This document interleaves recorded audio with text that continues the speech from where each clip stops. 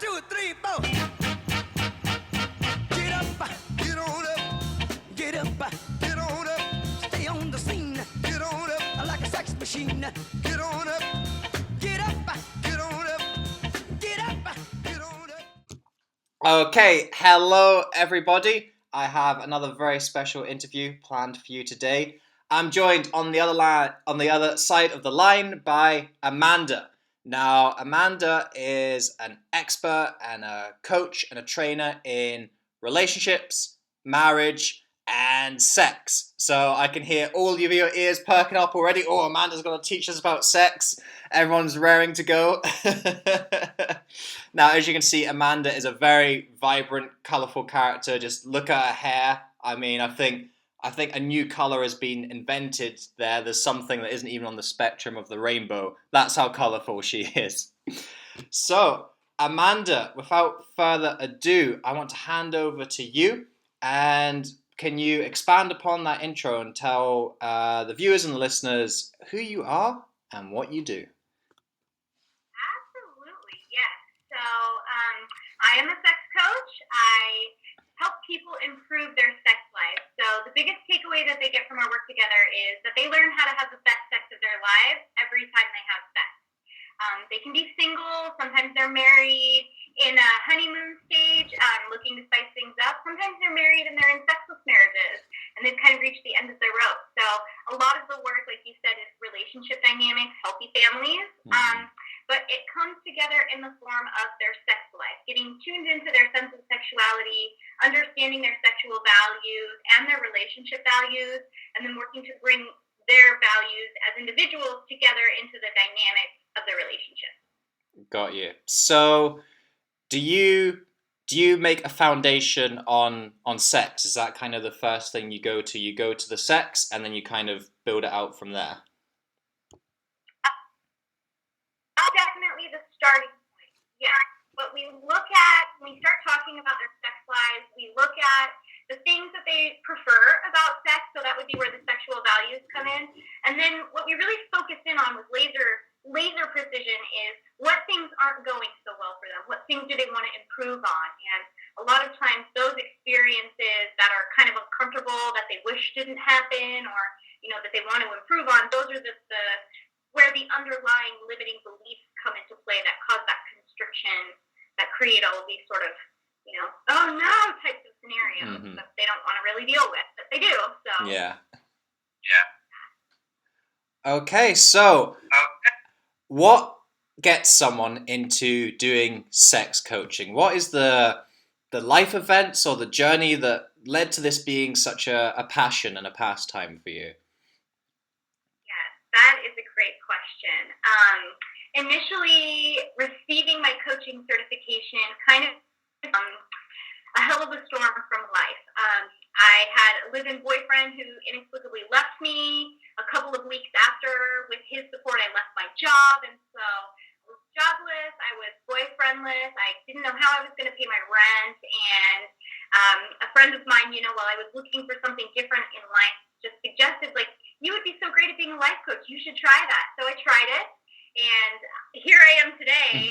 But through the process of starting my practice and really honing in on what things light me up inside is when I realized my sense of sexuality has always been a very strong thread in my life. And so even as a young child, I was willing to give affection to friends in ways that, typically we don't see for little kids on the playground, like we'll hug and whatnot. And, that's kind of acceptable for some families and not acceptable for others. But there was always that sort of interesting, willingness to explore for me, to learn more about the feelings with just friends, even before I really realized that it was like a sexual thing. Mm-hmm. Yeah. I see. Kind of tied into my love language, so to speak. Yeah. That was kind of the line of inquiry I was going to go down. So when we're talking about sex here, we're not talking about the biological, physical stuff necessarily. Is your concept of sex so much more than that? Yes, absolutely, yes. For me and for all of my clients, sex is really the physical expression of love. And for a lot of thought leaders, especially right now, they'll describe that abundance energy, high energy, creative energy, conscious energy, all the same as sexual energy. Mm-hmm. So it really is a form of higher consciousness, and it's a form that those of us who feel more physically tied to our bodies choose to express in that way. So for a lot of my clients, physical touch love language is involved, whereas words of affirmation, it seems, is more common for those who don't have strong ties to their sense of sexuality. It's definitely a physical thing for us. And because of that, a lot of times there are other kinds of body disconnections. So there's like struggle with eating habits, struggle with self-destructive habits like overly drinking or overly indulging or smoking, things of that nature that cause some kind of harm to the body, which is really just a disconnection of the sense of self from the body. Because we can't quite figure out how get our sense of sexuality. Yeah. So, do you feel in our current society and climate there is a problem with sexual expression? Yes, especially in my country, in America. Absolutely, yes. It's very, very shamed in a lot of ways. So, culturally, also, there are a lot of cultures that have very specific beliefs, very traditional paradigms about what sex is, when it should take place, when it's appropriate and when it's not, things like that. And then what ways to express yourself sexually. So conversely, even though there's a lot of shame in regard to sex and sexuality here in America, there also is a much broader world exploration here as well. So things that I think a lot of countries and cultures tend to sort of like verboten taboo type of stuff that for here it seems almost mainstream. And I think that that's where a lot of the disconnect comes into play also. There's such a drastic way that people are looking to express themselves that's really very pain-based. A real way of open and authentic expression that's really love-based. I think that's an interesting point that you touched upon, how we've got this kind of dichotomy of, on one hand, sex is very taboo, but also there are sections of society, individuals, groups who are becoming far more sexually expressive. Our sexual expression of the last half century is really kind of, accelerated and grown at a rapid rate. Like the whole LGBT community is so much more accepted and recognized nowadays. We have a kind of broadening of the traditional heterosexual relationship and the sexual norms within that. There is a variety of different expressions in this regard. I was reading a book not so long ago. It's by Neil Strauss, a New York Times bestseller. It's called The Truth, and it was. Have you read that by any chance, or heard of it? I am familiar with Neil Strauss, but I've never read The Truth. I would really recommend it if you're interested in sexual expression. It's basically, he's famed for being in the pickup community and learning how to pick up women, and it goes through his struggles of how he now conceptualizes relationships and sex, because he was so involved in this go to a bar, find a woman, have sex with them, and he got to this point where he didn't know what he wanted sexually anymore. So he was exploring, orgies, spiritual sex, poly relationships. So at one point he was trying this 4-way relationship, him and 3 girls, all in like different relationships with each other at the same time. It really kind of expanded my mind on how broad our concept and understanding of sex can be. And I think that's something that you touched upon, is we've got these two very different movements. We've got the kind of traditional taboo, that is done in private. It's done for reproduction. There's no expression or elaboration on what sex is. And then on the other hand, we've got this like new generation of, let's see what sex is really all about. Do you feel that is something that is developing more? Do you think that's a direction that we're going to eventually end up in as a norm? Definitely. Particularly because, and for a lot of times, it's sort of like a progression for the LGBTQ community, because their journey inherently is their sense of sexuality, because they don't fit the norm, so to speak. And so they have this organization that calls to them that they feel aligned with, that they find home in. Whereas for a lot of heterosexual people, that just isn't part of their journey. They just don't talk about it, and it's, you know, a man and a wife, and it's kids and marriage, and that's that. And, you know, of course, so many of us understand what a lot of those limiting beliefs are about marriage. It's a ball and chain, happy wife, happy life, husband's going to complain, all of these sorts of things. And that can really put a hamper on what the actual purpose of sex really is. And so I definitely think that the more that we open up about it, the more that we make a conversation out of it, specifically for heterosexual people, the more that they're going to be willing to see it's not just some thing, some crazy thing that gay people do, or that, you know, transgender people do because they don't know who they are. It's legitimately a part of finding yourself and knowing your journey and understanding that aspect of yourself instead of silencing it for so long because of the norm. So I have a question that I'm trying to get answers from lots of different people on, as I've kind of become more aware of people and my own, indeed, you know, sexual exploration and expression. And I've asked a few people who have really investigated and examined their own sexuality, whether they believe sexuality is a spectrum, or whether we have can we put people into the traditional models of heterosexual, gay, bisexual, or is all of this on a spectrum and we can move along this spectrum with different points in our life and different expressions of our sexuality? That is a fantastic question. For me, inherently, it feels like a spectrum.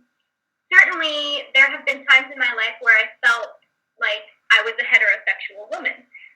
Certainly, I'm in a stage right now where I realize I'm bisexual, and it's not so much that when I was younger I didn't realize it. It was just that those sorts of norms, those paradigms, had me believing that because I was attracted to men, that meant I was a straight woman. But in that sort of exploration of myself, that willingness to figure out who I am, I realized that I love men and women equally. I am attracted to men and women equally. I enjoy naked man body just as much as I enjoy naked women body. So I legitimately, in my core, am a bisexual woman. And that could also be something that becomes expanded upon also. I've never particularly had a sexual interaction with a transgendered person, but I'm not necessarily against it either. And so I don't know if knowing that and experimenting with that and enjoying that would bring with it an entire new word and world and definition of you know, my understanding of myself either. So yeah, I think it's definitely a spectrum thing, and I think that that's probably why a lot of the struggle sexual couples comes from, because it feels so constricting. One man, one woman, one definition, one role. This is all that it's there for, because there really is a huge expansive world involved in it, and it really is about human connection for so many of us. Trying to fit the breadth of human connection into this tiny, narrow little viewpoint. No wonder it's such a challenge, right? That's it's a really interesting account of your experience and perception, because I have a friend who's very similar to you. He thought he was straight. He was like, I'm interested in girls. I like girls. I'm attracted to girls. And he recently told me that he has realized that he's bisexual. And for him, it was like you said, he sort of put himself into a box, like, I'm attracted to girls, that makes me heterosexual. And it took him nearly a decade of kind of growing through his teenage years and into adulthood, where he eventually recognized, oh man, like, I'm actually bisexual, and just because I'm attracted to girls doesn't necessarily put me into the box of being heterosexual. So he was someone that I asked this question, do you believe that these things are spectrum? And of course he does, because he can kind of go either way with it. So we've had a really interesting conceptual discussion there of sexuality and what it is and where it might be going. But now I want to narrow down into the work that you do. And could you highlight for me what you consider to be the top 3 challenges that your clients face when you work with them? Yes, definitely, and I conceptualize it in my program as well, knowing, speaking, and doing. So the first challenge that they have is knowing themselves, knowing their values, having that sort of sense of self-awareness, it can be really difficult, and it oftentimes simply comes from just experimenting, right? Like I could probably still be a heterosexual who hadn't really gone down that path of openness and exploration and really understanding, like, I really do love women as equally as I love men. And then speak also, because for a lot of people, we get to a point where we understand ourselves, but we're so compassionate and we're so empathetic and we're so willing to go for that win-win sort of cooperative environment that we learn to sort of shrink ourselves because we don't want to hurt other people with our boundaries. We would just rather, disregard our boundaries like they don't exist, sort of. And we're willing to accept things that do hurt us. And so speaking your boundaries, speaking your needs, being willing to authentically speak yourself is another huge challenge. And then doing also, because you can only know and you can only speak by actually taking that action there. So if you don't ever spend time with yourself, asking questions, figuring yourself out, letting yourself hear your thoughts, if you don't actually spend that time doing it, then you won't really ever know. So it's threefold, definitely. Knowing, speaking, and doing. And it's a resource. I made a resource out of it. I'm happy to share with you. It's a quick downloadable PDF. If you want to add it to the show notes, I'm more than happy to give that to you. Yeah, definitely. I'll ask you at the end everything that you've got to offer and give out to people, and I'll get all your details and stuff for people to follow you. Yeah, certainly I'll come back to that at the end, and I can stick all that in the show notes. That sounds great. That kind of preempted my next question a little bit. I was going to say, do you have like an example or a framework of how you'd kind of move through these three things with someone? If someone's listening to this and thinking, I could do with kind of taking that journey, do you have like a real sort of, bird's eye view, overview of how you take someone through that journey? Yes. The bird's eye view of it would be, step one, we spend some time answering lots of clarifying questions from a very authentic place. And so that's where the values work comes into play.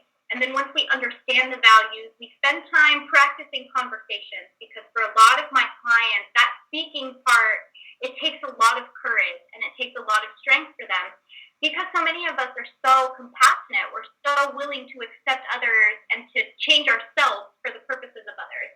It's a lot more challenging for us to stand firm in who we are, knowing that it may hurt someone, than it is to change who we are, knowing that it may help someone. And so we practice those conversations as well. And that kind of bird's eye view, that's one thing that I go over is, if you are afraid, right? So there's a lot of nerves that come up with it. There's a lot of panic and uncertainty. So if you're struggling to figure out how to approach a conversation or, bring something out of the closet, so to speak, how to have a difficult conversation, I practice that with them also, because in that preparation comes the strength and comes, the preparation for any of the possibilities that could come from it. If they like what you have to say, if they don't like what you have to say, if they respond, if they lash out, all of these different things. And then the doing portion of it really, from a bird's eye view, is, holding them accountable to what they've decided their work is. So certainly as a coach, I guide them through the process of, picking and choosing the plan, the action that seems best for them, practical and pragmatic and whatnot. But it's always them choosing it, and it's always them, their comfort level, and it's always, them deciding how they want to go about things. And so as a coach, in that doing aspect of it, is really just me being encouraging and supportive and accountable with them and saying, is this something that you were able to accomplish? Why didn't you? Do we need to look at those reasons? Is there something blocking you? And then just kind of getting through all of that internal work, the emotions that can really block us from action. That sounds like something I could use. No. I think a lot of people could. That's definitely why I'm doing it. Well, not something that I feel that I need, but I feel we can always speak more authentically, because I think that the way society brings up these labels and tries to pigeonhole us, and a lot of the work that I've done personally in my personal journey was having to pull away from all those labels and all these masks and personas that we put up. This is who I am. I am a heterosexual male, and I like this and I like that.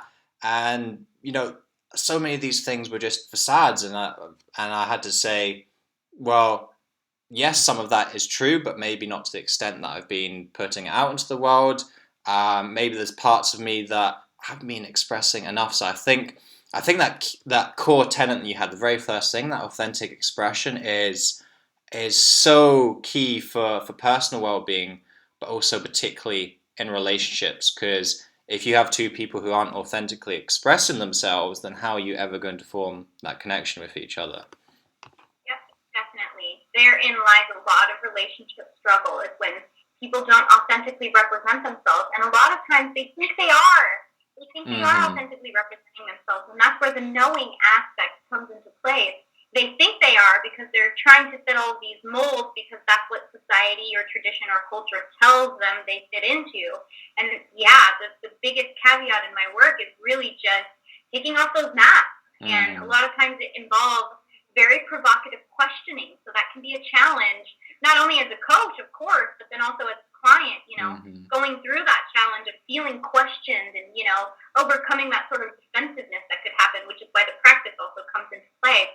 Certainly, I don't want to send a bunch of people out into the world who are like lashing out in self-defense, but at the same time, these are provocative questions. They're provocative because they strike a nerve, and they strike a nerve because, that's where your awareness needs to be. That's where your focus needs to be. That's why it's so strong. Yeah. I think out of all of the things that we have in a life, with relationships, we have the most barriers, the most unresolved issues, the most defense mechanisms, the most external pressures, external validation, and that must be a very tough and interesting experience for yourself, having to pick all these things apart from people and help them to deconstruct all these things that hold them back and really push them into what's going to take them forward in their relationships and in their lives. Yeah, it is definitely a journey. It's definitely a journey, and it takes a lot of commitment on their part. It takes a willingness, and so as a professional, certainly finding my audience has been the greatest challenge because, a lot of us have kind of just gotten away with floating through life, and for some of us, that's our journey, but for many of us, we feel like there's more to it than just this, going to work and paying bills, and there's something greater for us, and for those people, it takes strength and courage to break the mold and, to open themselves up to expansiveness and to explore more of who they really are. And it's because it takes facing those paradigms and shattering those walls and saying, I don't fit into this box anymore, so I'm not going to put myself in a box anymore. Yeah, that's the growth journey, isn't it? It's a lot of confrontation, a lot of experiencing the pain now so you can get the benefit later. Absolutely. So, Amanda, talking about the work that you do and how you pick things apart, let's give the viewers some real kind of takeaway advice and implementation that they can put into their lives. What do you feel are the 5 best things that you could teach people about relationships?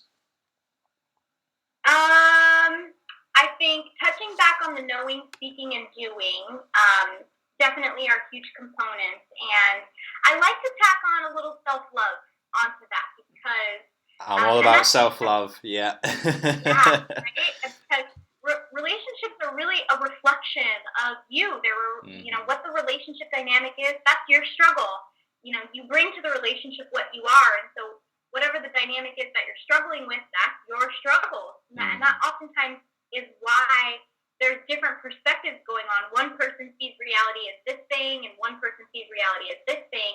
That's just them reflecting their own struggles and their own journeys. And so that self-love, before you can run us over, before you can give love fully to another expansively, you have to feel that love inside yourself first. And that really comes from loving yourself, not just knowing yourself. But I definitely am a huge proponent of romancing yourself. Spend some time really getting to know what your actual pleasures are, what things light you up inside. It doesn't mean closing your eyes and having this like porn go off in your mind, but it does mean sitting with yourself in a state of romance. Part of the conscious sex part of my journey journey definitely came from spending sometimes hours on Saturday night, not willing to go out on a date because I, was struggling to find people who really resonated with me, not willing to just, do another Friday night, wasting time at a bar or whatever. Yeah. And just instead filling up the bathtub and lighting a couple of candles and just meditating with myself for a few hours. And it was actually through that practice that I wound up experiencing tantric orgasms, because I was meditating with myself and getting so tuned into my true authentic self that it kind of just came to fruition in the form of a climax that happened. So I'm a big proponent of it. Romance yourself. That, I think, is a huge, huge deal. More than anything, that simple practice is what will open up the pathways to start knowing who you are, to have the strength to speak who you are, simply by doing that, by practicing romancing yourself. What are the things that you wish a partner would do for you? If you want them to make you a candlelit dinner, light some candles and make yourself a dinner. Like, it doesn't devalue the act because you're doing it for yourself. Mm-hmm. It's you filling up your own love cup, because at the end of the day, you come into the world on your own and leave the world on your own. We have family that comes and goes, and friends that come and go, and partners that come and go, but it's you, and it's your journey. And so romancing yourself is how you can expect to start attracting partners who can romance you themselves. Got you. Well, I think my takeaway from that is I need to start having some more hot baths and meditating. Get myself some tantric orgasms. In all seriousness, though, I think that's a very valid point, that how can you expect anyone to love you if you don't love yourself? How can you expect anyone to recognize all of the qualities that make you lovable if you don't recognize those qualities yourself? I think that's so true. That's absolutely key. I really like the way that you conceptualize that. I haven't been able to put such a good term on it before, romancing yourself. And I'm like, yeah, that is what it's all about. It's creating a romance with yourself, because romance is one of the best pursuits in life that we have. So yeah, I really like that terminology. I hope the listeners and the viewers take note of that and get some more romance in your lives, guys. Get some more hot baths and tantric orgasms. Yeah, for you too. That'd be great if that's all it took for most people. I mean, really, it's such a fulfilling experience. It really is. Not just a tantric orgasm, but just spending that time quieting yourself and really just being in peace with yourself. Mm-hmm. So this might be I'm getting some feedback there. So this might be right. I'm just gonna go through the question and speak over the feedback. Oh, it's stopped now. If I speak fast enough.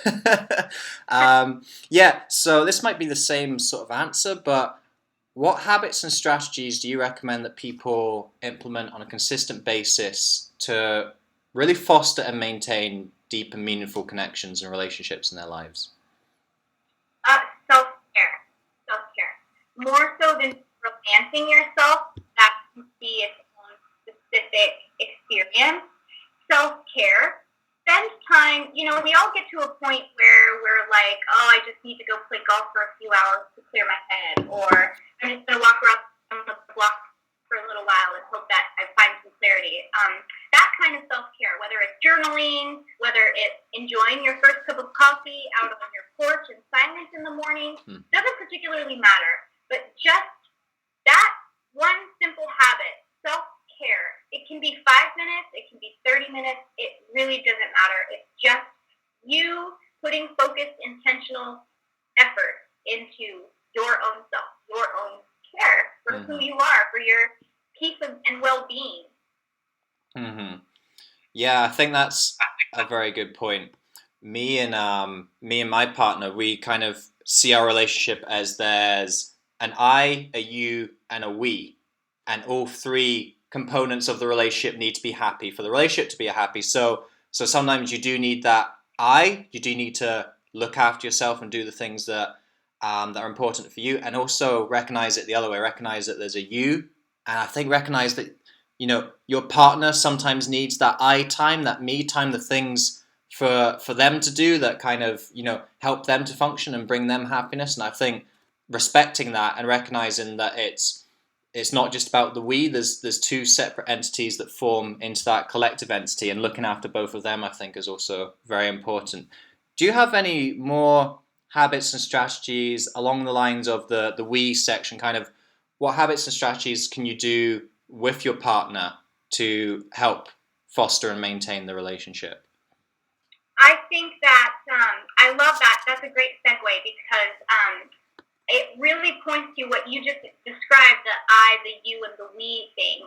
One of the greatest, most beneficial strategies in fostering a very beneficial, long-lasting connection with somebody is that ditch the idea that a relationship is always 50-50, because that is not the case at all. Sometimes you've only got 30%, and so if your partner's only coming 50% because that's the deal, then where's the other 20% coming from? That's a disconnect right there, because you've only got 30%. Maybe you had a really tough day and it was challenging, and something frustrating happened at work or something. You've only got 30% left in you to give, which means barely walking through the door and taking a few deep breaths and just like wishing for bedtime to come and getting through the rest of your night. And so there will be times, because this is life, there will be times where you only have 30. And part of being a partner in that long-lasting, positive relationship connection is knowing that you've got to give 70 in those moments. And then conversely, sometimes your partner will only have 20% to give. So that means as a partner, you come with 80%. It's not always 50-50. And that, I think, is one of the most limiting linear thought patterns that we have in regard to long-lasting relationships, is that, it's 50-50. It's not. It's not 50-50. Get that out of your mind. It's not. It's just not reality. It's not, because we don't live even lives. Change happens. Sometimes change puts you up here. Sometimes change puts you way down here. We don't live on an even keel. We don't flatline. Our heartbeat goes up and down, and that's really representative of what our journey of life is. We overcome obstacles. We slide through valleys. And so we can't expect things to just be evenly 50-50 all across the board. It's not a business partnership. Right? And even when it is, it's still not 50-50. Yeah. Definitely. So, Amanda, is there something in your field right now, something that is very cutting edge and innovative or out there or progressive, something that's really kind of taken the field by storm that you're very excited to start implementing in your work? Yes. It's a breathing technique. I'm so glad you asked me about that. It's very, very simple. It can be challenging to get perfected, but just simply starting your sexual experiences off with it changes so much about your sexual experiences. And it's a breathing technique. And so just a quick overview of it, essentially in like romancing yourself, in these moments where you're putting yourself in the mood, whether you're alone or with a partner, what we're doing in those moments is physically expressing the feelings of love that happen. And so if those feelings of love, the tingly, warm butterflies, they start in your belly and then they start radiating out. And the way that you tune yourself into those is by focusing on your breathing. And so by starting those intimate moments with a focus on your breathing, essentially what you're doing is you're bringing awareness with your breath into your body. And so you're breathing in and feeling your body fill up with that oxygen, and then as soon as your lungs reach capacity filled with air, that tingly sensation just sort of happens for you. And it's definitely something that I've tried with a lot of clients who've had immediate results from it. I mean, just closing your eyes and taking a few deep breaths and thinking about something that makes you go, Doesn't have to be sexual, but just hearing that sound in your body starts to create those feelings. Those feelings are love feelings. That's your love generator. That's where it comes from. And so that breathing technique, honing in on your breath, focusing on your breath, brings your awareness to those feelings and allows you to start magnifying those feelings. So it's not just something that starts in your belly and radiates out in waves, but it's something that you begin to feel as the overall presence of your body. And so that's essentially what tantric orgasms are. So you get to a point where your whole body is feeling these warm, tingly feelings, and it's not a wave anymore. It's just a, radiating climax that happens and lasts. And it's breathing. It's definitely breathing. So I'm still trying to figure out exactly how to teach it effectively, but I think that's a good place to start. Something tells me a lot of people will find benefit in that, so I would stick at it. I I think that leads on to an interesting kind of conception, and something that I tell people is in relation to mindfulness and being in the present moment and having a present moment awareness. Sex should be one of the most mindful things that you do. For anyone listening who, when you have good sex, you aren't thinking about anything else. You don't have the worries and stresses of the day. You're just in the present moment experience, and in the connection that comes with a really good sexual experience. And if people want to practice mindfulness more, you don't need to be listening to, audio cassettes and going to classes. Just do some breathing and make love with your partner. And that's one of the most mindful things that you can do. I think that's incredible. Definitely. Focusing on your breathing during those moments will definitely distract your focus from all of these thoughts that go on. And for a lot of us, they're self-doubt thoughts, right? Am I doing it right? Did I like it? What do I say? All of these things. Just focus on your breathing. That brings the mindfulness right into that moment, that shared connection, those experiences, the physical sensations that are happening. Yes, definitely. Agree 100%. All right, mindful breathing, that's the way to go for the sexual experience. So I want to kind of wrap up and round off, Amanda, but a question that I also wanted to ask was, I'm a personal development trainer. I'm fascinated with what we can do to constantly grow and advance ourselves and educate ourselves. So outside of sex, relationships, marriage, what things do you do on a daily and a weekly basis to cultivate your own personal development? I meditate. That's probably the most consistent action that I have. I meditate, and I maintain self-awareness as much as I possibly can. And so it probably sounds like those two are one and the same, but for me, they're slightly different. The meditation really is a peaceful, experience of myself and my presence and my energy, whereas maintaining self-awareness is like a self-check-in. It's like, where is my energy at right now? What energy level do my thoughts represent right now? How am I feeling about this specific scenario? What's next on my to-do list, so to speak? And maintaining self-awareness helps me gauge how to plan out my days, what comes next, do I need self-care today, am I feeling productive, can I be creative, should I be active, those kinds of things. Meditation really just helps me stay in the flow and stay authentic and know that I'm in a space where I can represent with my behaviors exactly what my values are inside.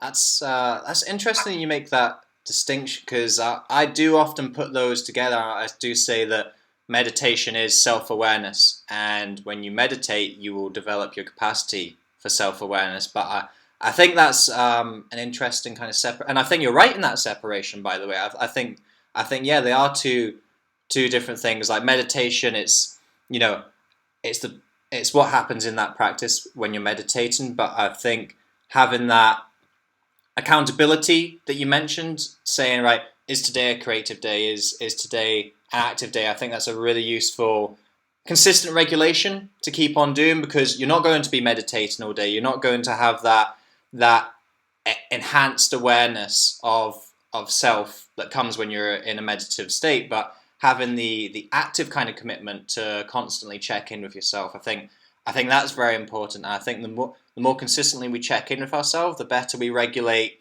when we start slipping, when negativity starts coming in, when our state starts to shift. But if we keep on checking in with ourselves, all right, I'm in a state shift right now, some negativity is coming in, and you can get there and you can kind of cut it off before it starts. I know Tony Robbins.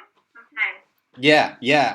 I know that's something that Tony Robbins talks kind of, consistently about, is he never gets in a bad state because he doesn't let himself, because he constantly self-checks, and as soon as he feels something, he does a state shift. He does his magic wizardry that he does, that I'm not sure he can fully impart to anyone else. But it's the same fundamental foundational thing we can all take away is that checking in and self-regulation. So yeah, love those answers, Amanda. Definitely.